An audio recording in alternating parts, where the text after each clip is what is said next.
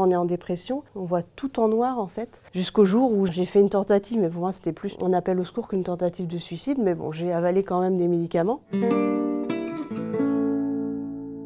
Bonjour, je m'appelle Cathy Germain, j'ai 43 ans. Je souffre de troubles bipolaires et j'ai écrit un livre à ce sujet.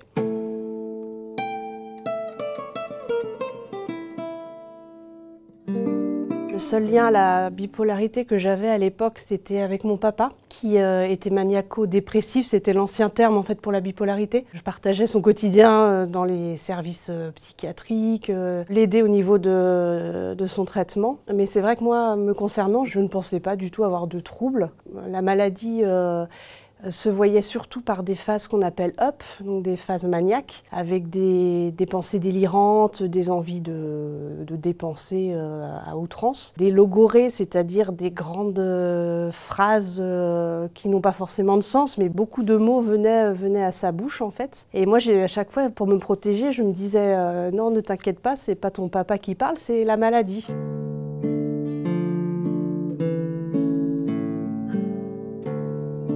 Moi, ces 10 dernières années, déjà, j'étais maman, donc c'est vrai qu'il a fallu gérer les enfants. C'est pas simple, parce qu'ils voient leur maman dans le lit, impossible de se lever. Ils ne comprennent pas parce que j'ai deux jambes qui marchent, enfin, le physique marche très bien. C'est au niveau du mental et c'est pas un problème de motivation, autrement je me serais levée pour eux, bien sûr. Donc c'est des moments très difficiles pour les enfants, pour les proches en général, de voir un proche souffrir. Je me rendais compte que par ricochet, ça faisait souffrir aussi les miens. Ce qui est terrible à vivre parce qu'il y a des moments, on n'en peut plus.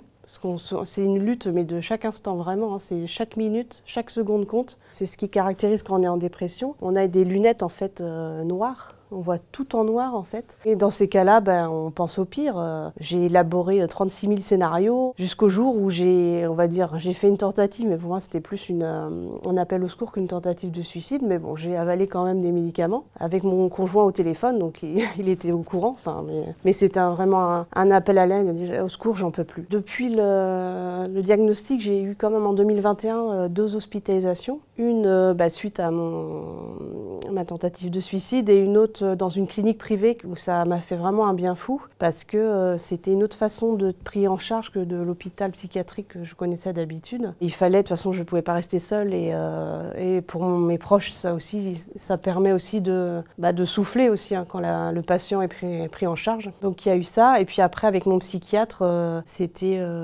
peaufiner, affiner en fait le traitement. On teste, on rajoute, on enlève, des tests sanguins parce que je prends du lithium, donc ça joue sur ce qu'on appelle la lithémie, donc sur le foie, les reins, enfin voilà, il faut faire attention. Jusqu'au jour où ça tient et on se dit là, on a le bon traitement.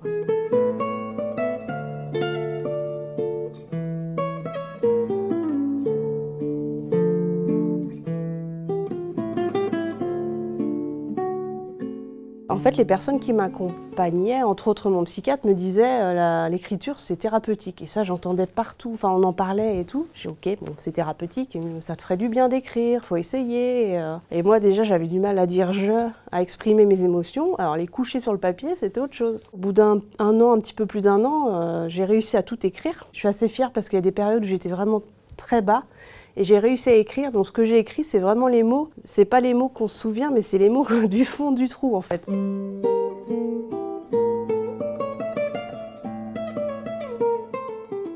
Par rapport à mes enfants, je ne suis pas en train de me dire oh là là, j'y pense pas en fait. Autrement, on vit pas. Si chaque jour on dit ah bah mince, j'ai peut-être transmis une maladie à mes enfants, c'est pas forcément le cas en fait. Je me dis j'ai la chance parce que j'ai une maladie qui ne se guérit pas mais qui se soigne. Je prends 2-3 médicaments chaque jour, donc c'est pas hyper pesant. Je me dis si je signe tout de suite, si je peux être bien comme je suis.